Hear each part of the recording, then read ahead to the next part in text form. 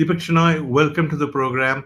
Thank you for doing this. Let's start with the obvious question. At a time when everyone on social media has been very critical of the budget, you've actually not been so critical. You found things to praise in it, and overall, you said it's not a bad budget. So, explain that to a largely incredulous audience. Thanks, Veer. I think it's not popular to be siding with, say, a government that has been increasing taxes, and I'm vocally against the concept of keeping on increasing taxes to the same people who keep paying those taxes until a breaking point. But I, in general, think that the budget itself did not come with any negative surprises from the perspective of a huge, for instance, social. A freebie of sorts. They've given some form of incentives, but this linked to jobs. I think it's a wrong indicator. They're using EPFO data to show that they are creating jobs. But I don't think that's the right way to put it, really, because EPFO in India is a relatively small mechanism for understanding employment. Most of India is Just self-employed. explain that. My viewers have no clue what you're talking about, what mechanism you're talking about. So, just explain that. Yes. So here's the thing. How do you know people are employed? The Yeah, idea would be to conduct a labor survey, right? The other right. thing would be, oh, are you paying taxes? But obviously, not many people qualify to pay taxes, even though they're employed. So then, how do you find out if people are employed? You might say, well, there's a formal employment registry somewhere, and we don't have one. So essentially, what you will do is you will say that, listen, there's so many people employed who are paying provident fund contributions. Right. India, less than 20 people, a company with employing less than 20 people does not have to pay employee provident fund contributions at all, or even register with the EPFO. So you don't Okay. know those companies at all. People running kirana stores, people running small businesses, household businesses, the Swiggy employees and the Zomato employees, or they're not employees actually, the workers that The just contract employee, some such funny thing. Yeah. yeah, they're not even contract, they're more like a gig. It's a gig Yeah. economy, so they True. are third party workers. These are people who don't register in EPFO at all. But since the government has decided that that's the definition of a formal workforce, they're giving you incentives based on how many people are registered with the EPFO itself. Because I think worldwide they have decided to take that as an indicator of whether India is providing jobs or not. This is perhaps the wrong way to look at it, but I think the concept is still good, which is I want to increase employment in this country. I want more more of an understanding of incentivizing creating jobs. That's the only real freebie in the sense Mm. of the word. Rest of it is good in the sense that you're pushing more on infrastructure. You're keeping the defense expenditure and the specifically the defense capex expenditure relatively high, which means more business for Indian companies. Because when you earlier we used to have a lot of business, I mean defense capex, but that would go to foreign businesses. India did not buy from local businesses. 2 years ago in the Ukraine war, after the what's happened in the Ukraine war, there have been polarized opinions, and India has come to the conclusion that listen, if we don't make our own weapons, we're going to be in trouble in case there's a war, and these people are not going to support us, or they may decide not to support us for whatever reason. And then we've got to indigenize. So they've said, okay, all new contracts in a lot of areas start moving only to Indian companies. So the Mm. capex budget being relatively high, it's the second largest expense in the Indian budget. That I think goes, it's favorable for business, and then it's favorable downstream as well. If you build a manufacturing business in India, it not only houses those manufacturing employees, but their families, the ecosystem around them, and the downward expenditure that also happens. So I think that's a good thing. The bad thing, of course, is taxes. They've just been increasing taxes on the middle class. This time, they've hit the investing class, which, of course, I belong to. So I'm not really happy about that at all. But in a certain way, a little bit more clarity on the taxation front does help because it reduces the ability for people to say, "Oh, I'm not going to get in out of this investment because I'm paying low taxes here versus high taxes somewhere else," and so on. So it's almost like now everything is similar, the tax structure is similar. You don't get extremely high incentives on any one asset class versus the other. So we're going to equate things down for you. So me as the owner of a private business which I started, tomorrow if I sell my shares in my business, which is Capitalmind itself, I will pay the same taxation percentage rate as if you invested in, I don't know, Reliance Industries or any of these listed companies and sold it after a year or so. Your tax rates are the same. Till a few years Even if back, I you would sell, pay a much higher rate. isn't don't you have an advantage if you sell an unlisted share over a listed share, or is that the same now? The only advantage, there's no specific advantage, but earlier it was that I would be taxed at a higher rate than you. If you sold a listed, I sold an unlisted. Yeah. I would be taxed at 20%, you would be taxed at 10%. Now both of us get taxed at 12.5. So it's a little worse for you, but it's a lot better for me. Okay. Now, you're a rich guy. Let's not beat around the bush. You're not representative of the average viewer. The average viewer is a salaried guy. How many income taxpayers are there in this country? But, well, technically, income taxpayers probably about 2 crores and 9 crores file taxes, but No, but about just 30 getting crores back pay to 2 GST. crore, the vast majority of these people are salaried employees who have little opportunity to cheat or whatever. Yet you go around, you see luxury goods consumption, you see people arriving with wads of cash, paying, whether you talk about demonetization or some kind of raid raj, it's made no difference. So, do you think salaried employees therefore have a right to feel that the government focuses unreasonably on people who pay income tax and are therefore salaried employees, whereas people who are in business have it much easier? Is that fair? I think it's an interesting composition shift. So when you're salaried, you actually take the lowest risk among the employment conundrum. So there's a spectrum, right? So you increase the risk, your taxation becomes lesser and lesser. As a salaried employee, you always, and this is not now versus the past or anything like that. It's Yeah. in every country, you pay taxes and then spend money. That's pretty much how all salaried employees all over the world work. And Right. India is not any different. Of course, in India, you pay regressively higher number, I mean, or progressively, in fact, higher taxes as your income increases. But you always pay your taxes first and then spend money. You make a lot of money, you pay 40%. You make a little bit less money than a lot of money, you pay 30%. And then in a small range below 7 lakh rupees, you pay nothing at all in Hmm. income tax. But 7 lakhs is 0%, and then 15 lakhs is 30 with the Right. highest possible tax bracket. So you end up with a very narrow band in which everything operates. But yeah, this is the worst, sort of impact. But then once you go a little bit, take a little bit of risk. You rent a house. It's called income from house property. You buy a house and put it out for rent. You automatically get 30% of the rent off as expenses, whether you spend that money or not. And then you pay tax on the remaining of the 70 at the same slab rate. You take one level more risk as a business, then all your business expenditure, whether it is driving to the airport and therefore the fuel, buying a car, the depreciation on that car, etc., etc., etc., can be removed from your Yeah. income before you pay any tax. So your business, which means you're going to take a lot more risk because you could have these expenses and not have anything to show for them.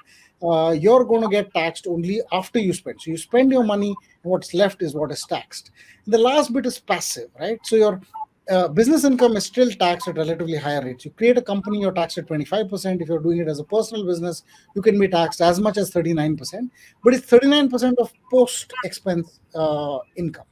Um, if you go to the passive income rate where you're investing in other people's businesses, this is where you're taking even more risk, because essentially when you're running your own business, you have the ability to change that business.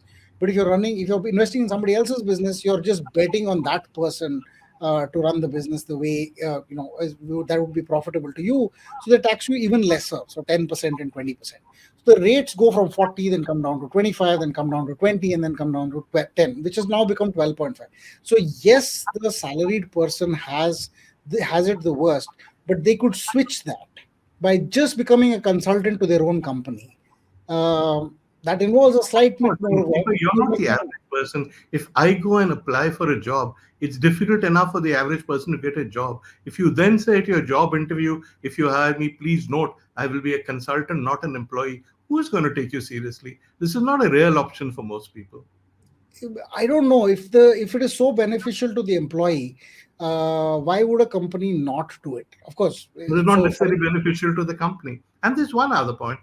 What you're saying, about how people in business generally all over the world, because they're risk takers, because of the way in which they function, often end up paying less in taxes than a salaried employee. I have no problem with that because that's a global phenomenon. But there's one factor you haven't included, which is in India, in businesses, there's huge amounts of evasion. There's huge amounts of cash income, which a salaried person never gets. So that global parallel works, but only up to a point. I think globally also there's a lot of the hera fairy thing, but honestly in India there is more evasion that happens in personal businesses, personal consultants, and all that stuff. That is true. But by and large, India has moved to an economy that will catch you at some point because you have GST, right? So when you have GST, you're going to file GST returns. Otherwise, your income will fall dramatically. If you file GST returns, you're going to have to take most of this money not in cash, in checks, in bank transfers, and so on. So more and more businesses are getting, really compliant in that sense. And the level of tax litigation that's been happening in the past, it no longer happens. It does continue in real estate, perhaps in many cases, but there are also many employees who, even in the private sector, they take bribes, they take it as cash, they do it. So there's always going to be these outlier in both the salaried class and in the business class. We've just, I think, in over the long term, decided to say that all businessmen are chores, and therefore, if you're not a chore, you're like an exempt businessman of sorts, and all salaried people are good. And then, therefore, if you're doing some chori in the salaried part of things, then for instance you may be declaring to your company that I have these medical expenses, and you don't actually undergo those medical expenses, but you go to your friendly neighborhood chemist and get a little slip that says I took so many medicines and claim that back. Is that not chori? We all think that's fine because it's only 20,000 rupees, but that's spread across a lot more employees. But we've decided that the businessmen are the worst people on the planet and the salaried But, aren't. uh, I but think there's it's a middle bad. ground, no? Businessmen are the drivers of the economy. Nobody says they're all bad people. And in many businesses, yours, for instance, tech, for instance, businessmen by and large are more honest than they've ever been in any other sectors. But equally, there's a middle ground between saying all businessmen are chores and all salaried people are honest. The fact is that salaried people indulge overall, there may be minor chori, in less cash transactions than business people do, almost by definition. Uh, well, again, like I said, that's changing. You go to my friendly neighborhood pan wala. Yeah. For that 15 rupee pan, he's not going to take cash anymore. He doesn't. He says, I don't have any change. Use your UPI. It goes to his bank account. Once it goes there, now whether he pays taxes or not is a different thing. But up to 7 lakhs, he doesn't have to pay tax. That's And true. more likelier than not, he's not making 7 lakhs in the first. The people who work for Uber, the initial years, they were making like 1 lakh rupees a month. Uber was deducting their taxes Hmm. and doing a TDS because you have to do 10% TDS at least. They were deducting their taxes and paying them on their behalf. So they have also effectively moved into the formalized system. These are people who are businessmen. We don't think of them as that, but they are running a business. They buy a car, they take the risk of that car having to be repaid, they drive it around, they get their income and so on. I have Uh, no problem. I have no problem with any of what you're saying. But when I say that businessmen tend to make more cash than salaried employees, and your chosen examples of businessmen are panwalas and Uber drivers, there's something wrong there. No, there's a huge amount of business that you're not even thinking of. Yeah, I mean, so I've seen a lot of. I mean, we used to run a tech business that helped accounting, that made accounting software. So we've Yeah. seen in from the 1990s. I've seen people tell me, Deepak, can you have a password that opens out a completely different set of accounts? That is for the accounts that I want to see versus what I want to show everybody else. Yeah. To now, where people forget me, I didn't build that kind of loophole in that software, but now I don't think those things are even required or accepted because Okay. everybody's into listen, do it. And now I see similar businesses, but the instances have come down. Yes, there is a lot of movements that can happen in both directions. I mean, you can have people being trying to be extremely good and suffering, and then people who try to take shortcuts and stuff. But I don't think it's fair to say that businessmen have it easy when most businesses, and when I say businesses, I say anything from the larger business, the steel mill magnate kind of business, versus the small kirana shop, or the Dunzo dark store, if you may, or whatever Yeah. it is. These are all also businesses with different layers of risk. The small businessmen lose so much money. You can watch on any road in India. There may be one kirana store that survives over 10 years, but almost every other shopkeeper, there will be a big churn. They go in there, they put their money for the deposits, they do their shops, it doesn't work out. Then they're on loan for for a significant portion of the rest of their life. They're paying interest rates of 30% a year, or sometimes 40%, 50% a year. And they don't have any other option. They're not in the formal economy. They have done these kacha transactions of cash. They find it difficult to pay income tax on anything, because and GST is actually was a very resisted phenomenon in many of these places. I think that is true at the small level, and it's true as you grow bigger as well. When you become 100 employee company, we are in tech, so we're in services. We get to kind of enjoy sitting in the AC and all that stuff. But the hardcore businesses that exist, there's a lot of shop floor activity, and the amount of compliances that you have to follow once you get to, the labor inspector can come and tell you that I'm going to shut down your factory because you don't have an earthen pot that stores water. You could have the state of the art RO plant. Nobody disputes that this Inspector Raj, whereby people from about 11 different departments can come and close you down if you don't bribe them, is a scandal, and that's an Indian phenomenon. But let's take the bigger picture. Are you saying, therefore, that the sense of being aggrieved that the middle class salaried employee has after this budget is not really justified? Oh, so here's the thing. What has happened to the salaried employee that does not make any investments? They've got a small bit of relief because they've increased the standard deduction from 50 to 75,000. They've increased. Oh, of course, it's not a huge thing, but it is a relief in the sense of. Tiny. In these inflationary times, it's tiny. It's not a huge amount. Well, it's a 50% increase. So, in the sense that, yeah. So, the other part of this would be also that the slabs have changed. So, while if you that's about 17 or 18,000 rupees a year. It's not meaningful in terms of Basically, tax. 17,500 is what the average salaried employee will get now, which he didn't get. Yeah. So you're Which he saying, didn't get. therefore, that he should be grateful for this? That this sense of being aggrieved they have is unfair or unreasonable? So I think that's a very interesting statement to make. If it was status quo, Yeah. would it have been bad? Hmm. The answer to that would be obviously no. We want some tax relief, right? So the idea would be that if they're not changing taxes at all, this would not be considered an anti-salaried person budget. That's what my feeling is. But if they did change it and they didn't change enough, so they didn't make that instead of 17,500, they should have made it 40,000. Then Right. it would have been meaningful. I think that this is an Would that argument have we can made a have. huge difference to their revenues if they'd done that? Why do you think they didn't do that? I believe honestly that they should have raised the tax slabs entirely instead of Yeah. having 7 lakhs and then 10 lakhs and 15 lakhs as the numbers that you're kind of operating with. It should be 7 lakhs all the way to 25 or 30 lakhs. Give a more graded system. Get people to believe that, listen, if I make 25 lakhs a year, I'm not going to, I mean, it's aspirational. So, in the sense of, I'm not going to reduce my income by so much.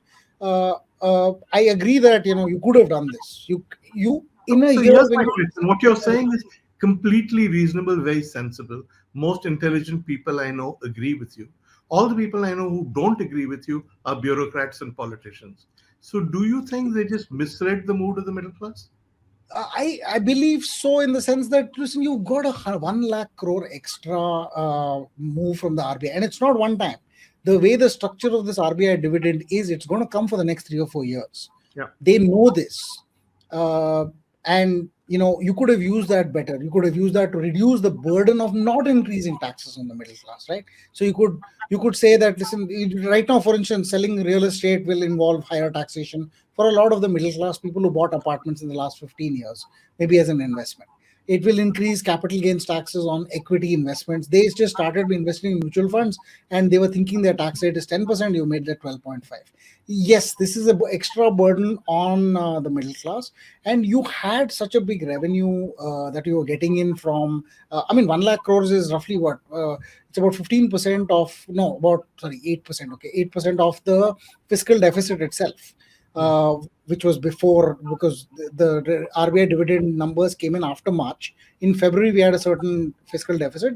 It's actually reduced by that much. By increasing the tax slabs, you would have negated this. You would have kind of used that money to help the middle class spend, but they chose not to. I also think here that the revenue sources that the government has, it should be using them. For instance, the government, you keep talking about the government recapitalizing banks and helping bailing out the corporates. We did a calculation 3 days ago and found out that the government has bought shares in banks by recapitalizing the banks, which gave loans to these corporates and whatever, wrote them down and all that. The government's profits, they invested roughly 3 lakh crores. They have another 3 lakh crores as profits sitting on the excess shares that they have bought because of the recapitalization itself. They could sell those. They, in fact, need to sell some of them because SEBI regulations require the government reduce its shareholding in some of the banks. But if they were just to sell the excess, that's another 1 lakh crores. If that they could realize and use for for whatever purpose they want without having to increase taxes anywhere else. So I think the government should consider some of these other avenues rather than to just hammer out at that one little segment of population that is paying We tax. can't keep flogging the same horse. No, they have to be a little more imaginative in raising And resource. I'm giving you two sources of revenue Mhm. that are there. There are probably 10 more, and I'm sure they're more aware of it than I am. Okay. The next question is indexation. Did you expect them to get rid of indexation when it came to real estate? And is it right that they've done that? So let me answer the first one. Is it expected? They have been doing this for a while now. So they started about 20 years ago by removing indexation from bonds. Mm. Then they removed indexation from equities when they started taxing equities. And then slowly with other asset classes as well. And now it's come to there is no indexation at all. A bit sudden, I would think, because they were anyway planning to rewrite the entire direct tax code. So Which they say they will do in 6 months. But yes, instead of waiting for 6 months, they've done this right away, right? so I would have said, I honestly expected it only happen to happen then, because Yeah. unnecessarily you're adding complications 6 months into the game. So it sounds a little strange, but yeah, I don't like the timing of this at all. But because then it would have been done in one shot. But I think that is the idea, is reduce these complexities of indexation. Let me give you a problem, a real problem.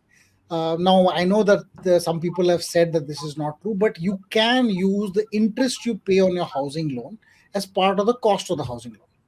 Yeah. It is allowed to the extent that you haven't taken the interest. So let's say you pay 10 lakh rupees of interest for a house, you can only take 2 lakhs away from your income as a deduction.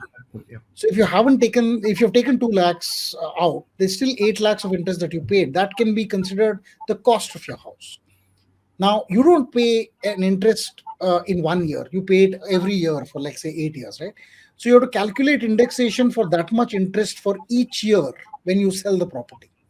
It's just a complex calculation. You after some time, people are not like math crazy Excel warriors, like maybe people like me are.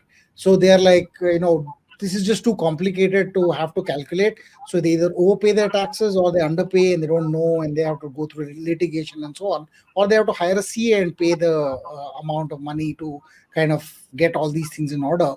And it is more complex. You're paying 20% after indexation. Now you're paying 12.5% with no indexation. It hurts some, it helps some, but I think it's clearer on the return and taxation front. By nature, India has been a high inflation country uh, in the past. Mhm. Therefore, I think inflation indexation made a lot of sense. But given where we are, I feel we're going towards a point where our inflation, numbers may not be as high going forward. Then, and recent times they haven't been. So, like maybe 4 or 5 years, other than perhaps food, which is very volatile, anyways. The fuel prices for the last 2 years, roughly the same since 2022 to now. You haven't seen much of an inflation in petrol and diesel numbers. So you Some of have the other goods to But you expenses. have in food, for instance, no? You have in some elements of food, not some others. So right now is your bad time for inflation usually, because this is when the harvest is just coming back in. By December, you'll find that the prices of the same vegetables would have dropped quite substantially, and other parts would have gone up. But we've seen that food inflation has been more sticky recently. But most of the other core elements of inflation, including personal services and so on. And I'm talking about this across the country, across a lot of things, not just maybe inflation that you and I see. Uh, the the inflation numbers are not as bad as they used to be. Uh, That's true. to me, for instance, one thing that has increased the price of things is Swiggy. So, or Zomato. So I order from there, and hotels inflate the prices that they put on these places because they take the 30% commissions, and I pay a higher price. But to the person going to the same restaurant, he's not seen a meaningful increase, at least at the lower to mid level. So I think that if that factor changes, then inflation is less a part of our life going forward than it has been in the past. So the indexation or the lack of it thereof has not is not going to meaningfully change your life, to the extent that if you look at the inflation recorded in the CII, which is the tax department's version of inflation, it's been an average of 4 or 5% for the last 10 years. Yeah. So, in that sense, you're not actually meaningfully getting a benefit of indexation. You're only getting 4 or 5% versus what used to be 7 or 8% earlier. So, I think inflation indexation is less a problem today. I'm just speaking mathematically, because No, taking away the anything only that point I don't dispute any of the only point I would make is that the income tax department, which has been tweeting about these things, has said how much house prices go up every year and how much your property appreciates. So if you treat that increase as inflation, then when it comes to property, the government actually disagrees with you. Oh yeah, but your tax benefit comes from the inflation that does not include these house prices. So to give you a rough idea, they Explain look at that. household. Yeah, so um, when the government uh, releases this inflation number, it comes in as an inflation index. Right. This index inflates every year. It's 363 or something. Today Yeah. it was 100 rupees, 100 in index to 100 in 2001. So Yeah. prices So have that we effectively get. gone Yeah. up. Yeah, Yeah. That's easy. Yeah. effective. Yeah. So it's now 100 has gone to 363. Yeah. Now just thinking about it, that means your prices are 3.5 times what they were in 2001. Mhm. If you and I have probably seen 2001 closely enough to have known or remembered the prices then, Yeah. and there's lots of prices that were much higher in 2001 than they are now. For instance, my mobile phone bill is one fourth what it was in 2001. But the cost of a TV is roughly the same. The cost of an entry level computer and an entry level car is not very different from what it was in 2001. But the cost of rent is much higher. The cost of Yeah. medical expenses and stuff like that is much higher. School expenses are much higher. So there are elements that are across the spectrum, right? So they take this consolidated mix and say, what must your basket look like? You have certain amounts of food, certain amount of all these other expenses. Let's try and find what causes inflation. In this, there is no house price. Right. There's only rent. Your house price could go up at 20% a year, but your overall inflation number, which is a basket of all these other items, is not going up anywhere close to that number, right? So you're getting the advantage of the basket going up by 4% a year, but your property price is going up by 11 or 12% a year. The government is saying, oh, we'll tax the difference when they do indexation. Mm. And if they say, oh, well, this indexation doesn't matter, instead of me targeting the difference at 20%, I'll give you a 12.5 on the whole thing. In their mind, this is equal. And I can tell you 100 cases where it is worse for the real estate apartment buyer. And I Yeah. can give you 100 cases where it is fantastic for someone who's inherited a property way outside the city in 2001 to now, who would for whom indexation would make no difference at all in his life, because the purchase price was so low, or the price was so low at that time. It's become crores now. It was in thousands in 2001. So there is both sides of this equation. I would say indexation removal is probably was anyway going to happen, given the trajectory of where they were doing the other taxes.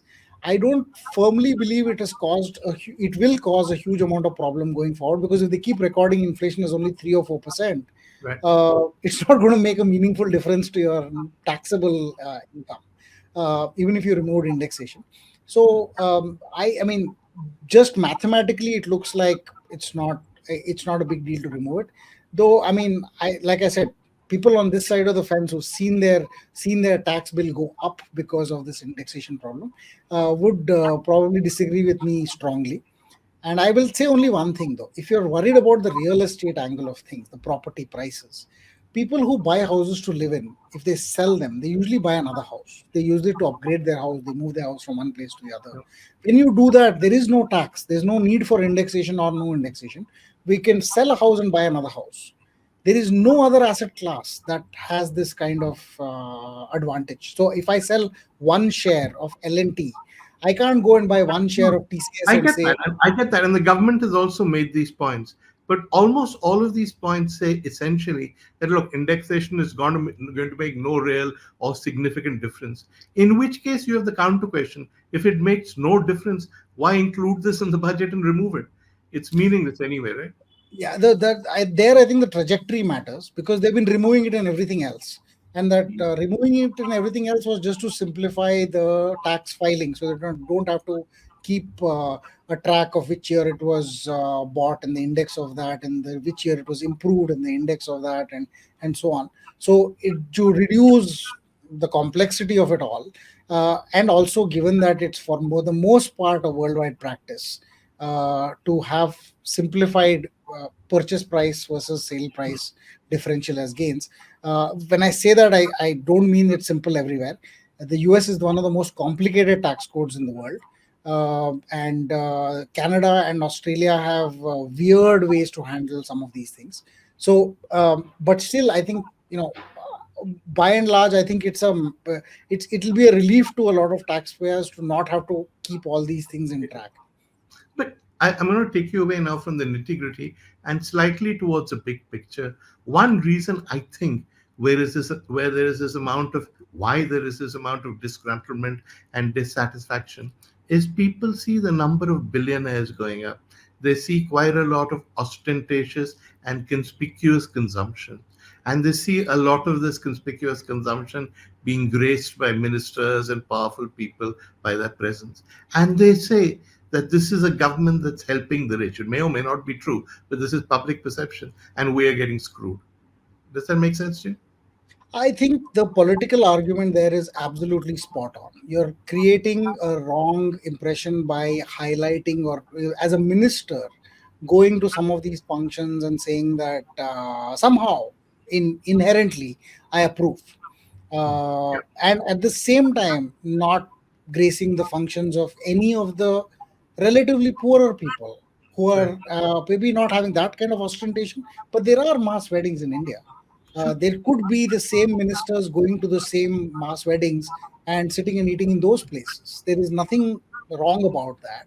People used to do it in the past as well. A lot. It's just that they're not doing it anymore. So you're right. I mean, politically, and I'm a politically naive person, so I don't know why they do this. And maybe there are reasons which are beyond my pay grade. But I find that, It like, may have to do with their pay grade also, no? Even if it doesn't with you also. yeah. So Yeah. I mean, I Okay. just find it weird. And You like that. honestly, Okay. So yeah, I honestly, sorry. let me now move you away from these very specific questions and ask you, as somebody who has, say, a salary and a small amount of income that I can save, what would you advise me post budget and the current scenario? What would you advise me to do with the money? So I think, so firstly, Veer, I'm not allowed to advise. So because SEBI is very particular about whether you can do certain things or not. But I'll give you the rough framework of thought process, Yeah. right? So I think it's better to think of it like that. Just think of it India, theoretically. yeah, there's so India is I don't likely want to grow. specifics. I'm just saying theoretically, should I put it in the stock market? What should I do? So I think at some level, I divide financial thought processes into what is absolutely essential, what is a nice to have, and then the ostentatious part of things, right? So maybe we'll go through them one by one. You Okay. absolutely need to solve one problem in your life, which is an emergency buffer. This Yeah. means about 10 months of expenses sitting in a bank account, earning no interest, no meaningful amount of interest also. But this is very important because in India, crazy things happen all the time. We do not have a support system from the government that Yeah. says that I will give you some kind of freedom, some kind of salary when you're not employed. So since you don't get paid for unemployment, you need to build your own unemployment first. This is even more essential for women who may face issues at their workplace and find the need to quit for social reasons, and therefore need that buffer even more. So, but I generally feel that people should have this. It's an emergency buffer. Do that first. Get yourself some life insurance and some health insurance. Life insurance makes sense when you have dependents. If you Yeah. don't have anybody depending on you, life insurance is to ensure that the people who depend on you can have an income if you die. uh, if the answer to there's nobody who depends on my income, then you don't need life insurance. But beyond that, when you But for have most of dependents, us, we all have dependents, no? well, if you are a person whose parents are independently well off, say your parents are government servants and they're getting a pension from the government, and you're unmarried, you don't have any dependents. You should not take life insurance. Uh, True. uh, you But you say but if have a the wife or somebody, then you should. Yes, wife, children, all of that. So that's something that you should put your money in. Then buy yourself health insurance, because life is, we've seen COVID and we've seen how hospitals will increase their rates at the time of an epidemic. When oxygen cylinders suddenly go from 500 rupees a cylinder to 5,000 rupees a cylinder, you want to be sure that you have enough to take care of those medical expenses when they happen. So you want to build yourself a medical buffer, or you want to pay for medical insurance, both of which now are more reasonably well available. So the ones you're salaried, the first thing you do is do these three things. I call this hygiene, and you don't go beyond hygiene until you finish the hygiene part. So Okay. once you've gotten there, then you get into, okay, now at some point in life, if I have children, they will want to do their higher education and schooling and all that stuff. Schooling I might still take care of from my salary, but the higher education is this one little big chunk which happens when they're 18 or they're 22. I want to take care of it. It may be 5 lakhs a year today, it may be, and you want to put inflation on that at 5%, 6%, or so on. And then say, okay, in 20 years, at 6% a year, I will, it'll be roughly 3.5 to 4 times. So what is 5 lakhs a year today will be 20 lakhs a year in about 20 years. So if my child is born today, I have to plan to have about 20 into 4 years or 3 years of money that I want to build in. It's a very simple calculation to say, how do I get there? Now I'll come to how do I get there next, but this is what you want to save for. So this is a goal, there's a fixed number to it. Take another number, which is when you retire. And when I say the word retire, nowadays everybody thinks of retirement as, oh, I will not work for anyone, I'll sit in my house and Netflix and chill thing. This works for approximately 3 days, then you run out of anything to watch and you are bored out of your wits. So you want to go back to work. I talk about retirement as working because you want to, not because you have to. Right. So you live on your terms, and the retirement corpus gives you the ability to do that. The earlier you get there, the better, but don't be in too much of a hurry, because then you'll end up doing all the wrong things. And if some of it you have to allow luck to come and play in your favor. But what I would say in this is build yourself a retirement purpose. Also, apart from building your kids their education purpose. I have personally done this by allocating money to three different investment instruments. I have two children, and my own retirement is in the third one. So, since we manage a PMS, I just put that in the PMS in three different buckets. But the idea is now I put money every month out of my salary. I'm not as rich as you think I am, because I haven't reached there yet. So I I'm will still refrain from any comment, but go ahead. Yeah. I'm still going on the way to get there. The Yeah. numbers will change over years, because suddenly you'll realize that I thought it was 5 lakhs here, but there's this university, there's just 10 lakhs here. I want to bump it up a little bit. Maybe I have a higher salary today than I thought I will get. As a 10% increase, now I got a 40% increase. Maybe I can bump up my savings to upgrade the kids, the schools my children can go to. All of these things are good things. Um, so you kind of build your life around that, kind of build it up. Once you have parked enough for your retirement. There's always an enough. Okay, so in the sense of if you have endless demands on your life, then you will never have enough.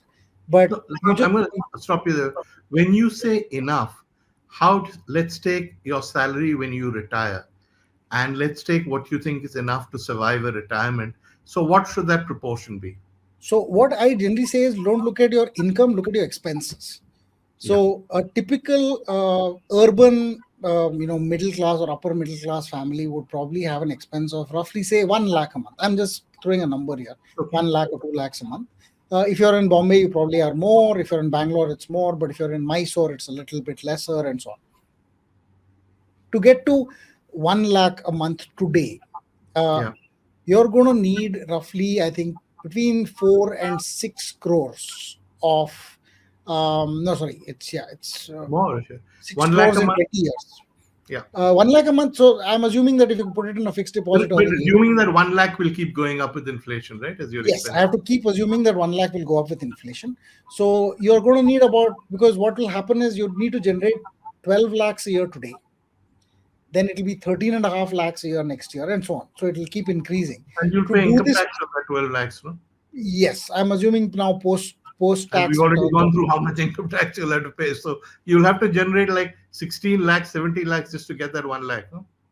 No, now because of the tax slabbed structure, 12 lakhs post tax is roughly about 14 lakhs pre tax. Okay. It's not 16, so Okay. it's just like All right. your effective tax rate is about 12 or 13%. Okay. At the 14 lakh number, it increases as you go. So if you're doing 2 lakhs a month, the number will be higher because of the slab structure. But assuming you do that, you're going to need about 5 or 6 crores today if you're 60 to last till the way all the way till you're 90. uh, Yeah. about 4 crores roughly. This is assuming that you get about a blended 8% post tax on your investments. um, Now, if I'm 40 today and I want to get to that number is actually 6 crores in 20 years. So, or 7 crores in 20 years. And I need to get there using some figure. And if I calculate that, okay, my salary will increase by 10% a year from now to the age of 60, I can actually say there's a certain number I'm saving today. I'll increase it by 10% every year because my salary may go up 10%, my expenses may go up 10%, which means my savings also go up 10%. And I can reach a number, and that number may be something like 45 or 50,000 rupees a month. I might already have some savings. I add that and put 50,000 rupees a month, and over the course of the next 20 years, I will get there. Now, if I'm actually saving a lot more than this 50,000 a month or 44, whatever the number is, the extra money is now available to me. I could do this to say I will invest more money in my retirement corpus and try to get there sooner. Yeah. And for many reasons, I'll tell you why this is not such a great idea. Or I could just spend the money. Hmm. And I think we don't pay enough attention to actually spending our own money. Most of the time, because we've come from a life of struggle, we want to save as much and get to this retirement corpus as soon as possible, right?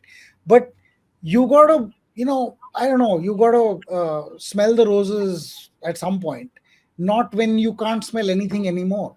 Uh, Exactly. so at some point you got to give time to yourself and say this is time for me to enjoy a little bit of spending. So much as I hate the ostentatious behavior of perhaps too much ostentation, I don't hate it in the sense I think people's money, they can do what they want with it. I probably won't do the same thing, but I also don't want to tell people to save so much that, oh, please live on Maggie for 3 days a week. See, That what you're is a terrible way to live. let me see if I get this right. You're saying don't splash out and be needlessly extravagant, but don't just keep squirreling money away for a time when you probably won't be in a fit state to enjoy all that money. When you have the time, you have the health, you have the opportunities, spend a little on yourself, smell the roses. Yes, I think so. And I've done this when I had very little money. I'd spend it. But I look back and think of those experiences as whatever happened in my 20s, my 30s, and now in my 40s. It's the experiences that matter. That's what you'll remember when you look back. You don't remember working in an office 14 hours a day and taking the salary home and squirreling it away into an investment. Makes for bad life choices. But I mean, much as I say that, there are people who are extremes in either direction. They will borrow money and spend just to keep up with the Joneses, right? Or whatever the Indian equivalent is. But there will also be people who will refuse to, go to any place that has a coffee worth more than 15 rupees because it's too expensive. Yeah. So I think you need a balance, like you said in the other argument, or somewhere in the middle lies happiness. And You're actually the maybe first financial expert I've met who says it's okay to enjoy yourself. Don't be guilty. You don't have to keep saving every penny.